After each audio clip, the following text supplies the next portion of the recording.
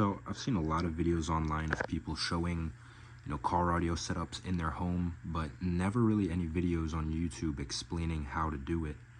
And it's actually really simple. I can probably show this in just a couple of minutes. So I'll show you everything that you need, or the basics at least, which is going to be a AC to DC 12-volt power supply, and then some sort of way to get audio signal, like this cheap head unit I got on Amazon. Both of these are off of Amazon. So yeah, this is hooked up to my power supply. It just plugs straight into your wall. You got a on and off switch. I keep it plugged out when I'm not using it, just in case.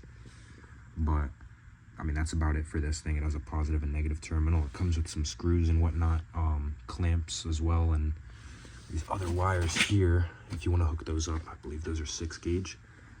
And for your head unit, this was like 50 bucks on Amazon. I can't remember how much this was, but I believe it's 1200 watts. You can get lower power ones, they're cheaper. But yeah, back to the head unit.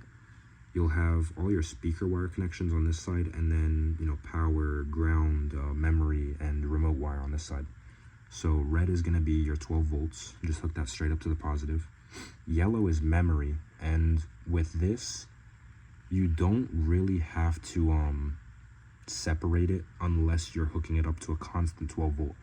What that yellow wire is doing is, if you set your clock to whatever time it is, or your EQ to something, or your volume, it's going to remember that when you turn the head unit back on. But in my case, I don't want to keep this running at all times, use up a ton of power. So I just hook them together. They just both need a 12 volts, and that goes to the positive of my terminal. And then we also have a ground wire here, which is pretty self-explanatory. It just runs to the negative side. And then your remote wire. So my remote wire right now is just going over to this JD500 amp. This was hooked up to a different type of clamp before, on a 4-channel amp, so that's why I just got the screw out and I hooked it up to that.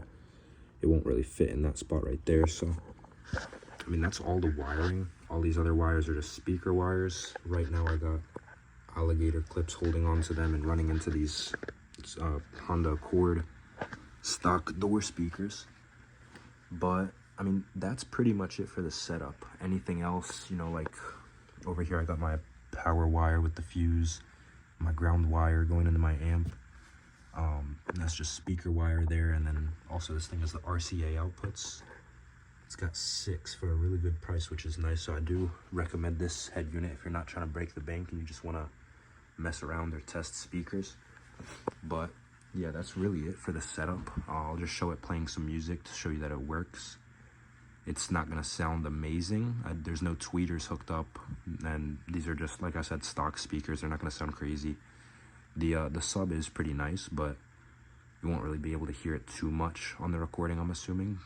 But we'll get some music playing. Alright, so I know the beat on this is kind of interesting, but it does get pretty low. It's non-copyright. I just have to find something to put on. So I'll throw this on real quick and show you how it works.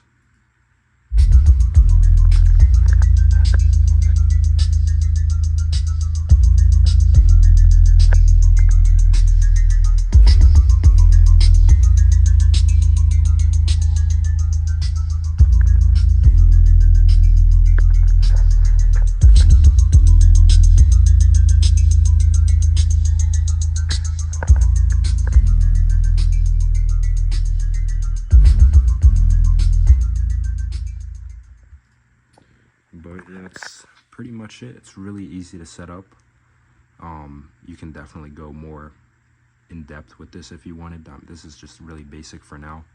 I might end up getting some better speakers eventually, or a better head unit as well.